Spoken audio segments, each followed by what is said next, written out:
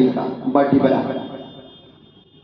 S1 से S12 तक यहाँ तक आती है, जहाँ पर हार्ट का पंपिंग लेयर इस नली में कैनाल में यहाँ पर डालता है। अब बहुत सारे लोगों को देखते होंगे ना, महिलाओं को जो बच्चेदानी का ऑपरेशन होता है तो कमर में एक सुई लगा दी जाती है या बच्चा बाहर किया जाता है ऑपरेट के द्वारा, तो कमर में एक सुई लंबा सा सुई यहाँ लगती है और खोपड़ी यहाँ से शुरू हो जाता है। मसला क्या है? स्पाइनल।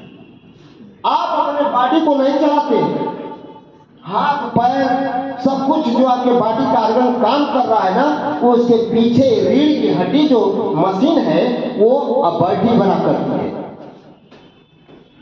अभी किसी व्यक्ति का L4 और L5 हड्डी कमर का गल जाता है तो यहाँ से दोनों पैर स्विंग होने लगते हैं या साटिका पकड़ लेता है। बात समझ में आ रही? अगर यहाँ की हड्डी अगर S4 और S5 यहाँ गलने लगे तो दोनों हाथ काम करना बंद कर देगा। मतलब क्या हुआ कि आप अपने बॉडी को चलाते नहीं है, आपकी बॉडी को कौन चलाता है? स्पाइनल चलाता है। और आपके बॉडी रीढ़ की हड्डी जो है गोजर की तरह होता है। गोजर देख रहे हैं? गोजर की तरह होता है। वो गोजर के ऊपर जो पार्ट होते हैं उसमें एक मोटा नसें जो है ऊपर से नीचे तक जुड़ी होती है और उसमें हार्ट के द्वारा ब्लड डाल दिया जाता है और वहां से पूरे बॉडी को सप्लाई किया जाता है। अब समझिए कि आपकी स्पाइनल कॉर्ड अगर कैल्शियम के अभाव में या नसों के संचालन के अभाव में यानी लीवर बीमार पड़ेगा तब ये नसें खराब होती है। अगर उसके अभाव में अगर आपकी स्पाइनल कॉर्ड अगर काम करना बंद कर दे तब क्या होगा? तब क्या होगा? कोई किसी डॉक्टर को देखे हैं क्या कि स्पाइनल का हड्डी यानी बीच का जो मज्जा कार्टिलेज गल गया है और गैपिंग आ गई है, किसी को ठीक करते हुए देखे हैं क्या? आज तक मामला समझ में आया है क्या? खुद ही बीमार पड़ता है बैठे बैठे तो उसमें जाता है तो लोहे का प्लेट डलवाता है, ठीक नहीं कर सकता। मेरे भाई हाथ जोड़ करके आप लोगों से निवेदन है, पूरे भारत में पूरे विश्व में आप ही के पास वो प्रोडक्ट है न्यूरो शक्ति मार्ट, जिससे आप लोगों को उधार दे देंगे गारंटी के साथ, ईमानदारी के साथ, सजनता के साथ और लोगों को आकर्षित कर लेंगे अपने टीम में काम करने के लिए। शानदार प्रोडक्ट पूरी दुनिया का इकलौता प्रोडक्ट, पूरी दुनिया का इकलौता प्रोडक्ट है जो आप ही के पास उपलब्ध है, दुनिया में किसी भी कंपनी के पास उपलब्ध नहीं। कहने के लिए तो सभी लोग साथियों। अब आते हैं ये सभी महापुरुषों को देख रहे हैं ना, ये पहले पन्ने पर मुकुंद चतुर्वेदी सर के नीचे इसमें दो चार चेहरे यहाँ पर बैठे हुए हैं, देख रहे हैं ना? ये कोई आसमान से टपके हुए लोग नहीं है, ये कोई गूगल भगवान ने इन लोगों को पैदा नहीं किया।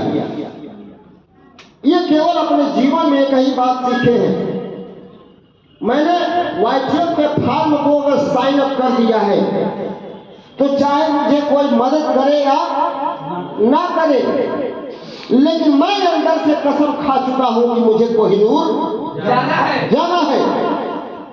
साथियों, अगर यही कसम आप अभी खा लेंगे तो भगवान की भी औकात नहीं कि आपकी सफलता को रोके।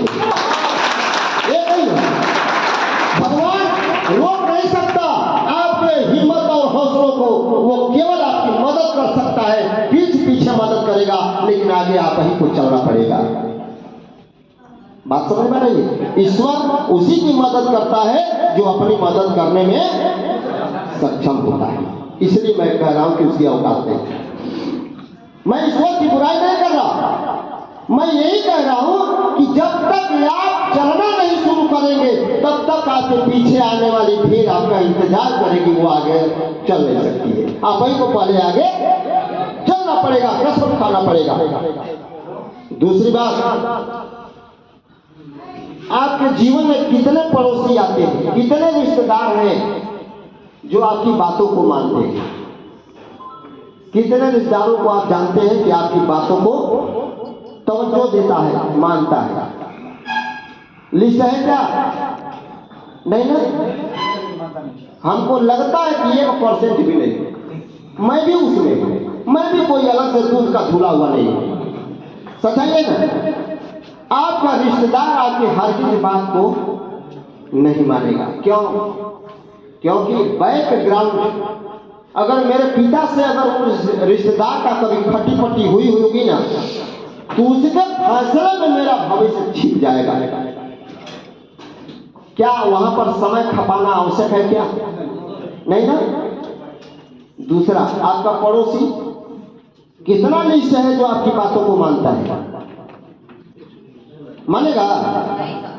मतलब सीधा अर्थ समझिए मैं कहां आप लोगों को ले जाना चाहता हूं। जो लोग आपको 10 वर्षों से जानते हैं उस व्यक्ति के पास कभी मत जाइए, वो पहले का रवैया आपके प्रति छोड़ने वाला। हमेशा नए लोगों में अपनी सिस्टम को, अपने विचारों को आप रखेंगे और आप स्वीकार्य किए जाएंगे। क्योंकि आप अच्छा भी सोच रहे हैं तो वो व्यक्ति बैकग्राउंड में ही जाके सोचेगा, बैकग्राउंड उसके जीवन से कभी मुक्त होने वाला नहीं होता। इसलिए हमेशा नए लोगों में पहुंचने का प्रयास किया जाए और अपने टीम को पूरी की पूरी प्री प्लानिंग के तहत डेवलप करने का आप अपनी योजनाओं को कटिबद्ध करेंगे, निर्माण करेंगे और अपने लोगों को सहेज करके आगे रास्ता दिखाने का कार्यक्रम चलेंगे, चलाते रहेंगे। जिस दिन आप थक गए उसी दिन आपकी टीम थक जाएगी और फिर चाह करके आप चाहेंगे कि स्टैंड कर लेंगे तो जल्दी बहुत कठिन काम है, स्टैंड नहीं होगा। इसलिए कंटिन्यूटी, सत्वर गति से हमेशा आगे बढ़ते रहने का नाम सफलता है और इस दामन को कभी अपने जीवन से छोड़ना मत, चलते रहना। अब मैं जी सर, मेरा नाम डॉक्टर योगेंद्र सिंह, मैं बैकुंठपुर मेला से रहने वाला हूँ और एक्सपीरियंस में बताऊँ तो 1989 से मैं नेटवर्क मार्केटिंग इंडस्ट्री में मैं काम करता हूँ। मैं अपने माता पिता का अकेला संतान हूँ और इस नेटवर्क इंडस्ट्री से मैं लगभग 7 बीघा जमीन खर्च करके बनाया हूँ और अपनी भी शादी किया, अपने ट्यूशन पढ़ा करके मैं पढ़ा और पढ़ करके एमडी डॉक्टर भी बना, प्रैक्टिस भी शानदार किया, उस क्षेत्र में बड़े नाम भी किया और नेटवर्क इंडस्ट्री को मैं अच्छी तरह से जीता हूँ। क्योंकि मैं जानता हूँ कि पूरी दुनिया का खुशहाल इंडस्ट्री और मौज लेने की इंडस्ट्री यही है, इसलिए मैं इस काम को नहीं बात करता हूँ। इसलिए मैं आप लोगों से अंतिम समय आधे घंटे का सर के द्वारा टाइम दिया गया था, मैं कहना चाहता हूँ ये ऐसा रास्ता है कि आप आज 60 साल 80 साल 100 साल तक आप सफर करते हैं, लेकिन ये सफर आपका उम्र खत्म होने के बाद भी ये सफर खत्म नहीं होता, समाप्त नहीं होता है।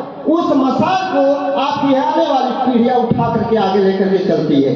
इसलिए ऐसा सफल है कि दर खानदान, खानदान दर खानदान, वंश दर वंश ये बिजनेस चलने वाला और ये व्यवसाय है। इसलिए मैं आप लोगों को कहना चाहता हूँ, समझाना चाहता हूँ कि मसाल ऐसा है कि इसमें कई खानदान आपका रोजगार से परिपूर्ण होता रहेगा, परिपूर्ण रहेगा। तो ये मसाल कैसे चलनी चाहिए तो मैं आप लोगों को बताना चाहता हूँ। प्रगति पंथ पर यदि पथिक तुम चलोगे, प्रगति पंथ